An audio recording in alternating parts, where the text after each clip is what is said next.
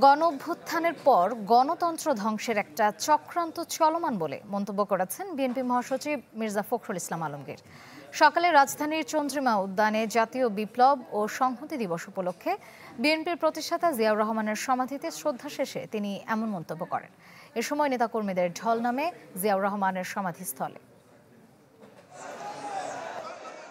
জাতীয় বিপ্লব ও সংহতি দিবস ঘিরে দেশজুড়ে 10 দিনের কর্মসূচি হাতে নিয়েছে বিএনপি। এরই অংশ হিসেবে শুক্রবার সকালে দলটির প্রতিষ্ঠাতা জিয়াউর রহমানের সমাধিতে শ্রদ্ধা জানান বিএনপি নেতাকর্মীরা।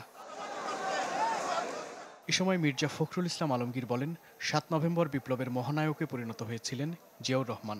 তার অভিযোগ, গণঅভ্যুত্থানের পর থেকে গণতন্ত্রকে ধ্বংসের চক্রান্ত চলছে। যখন বাংলাদেশ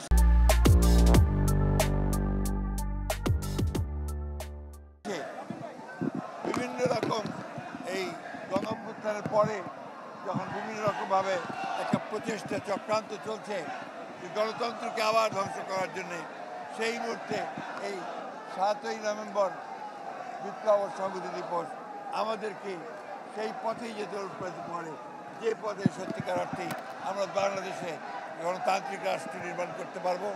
জনগণের ভোটাধিকার ও বিচার নিশ্চিতে এগিয়ে যাবে বিএনপি, এমন প্রত্যাশা দলটির মহাসচিবের।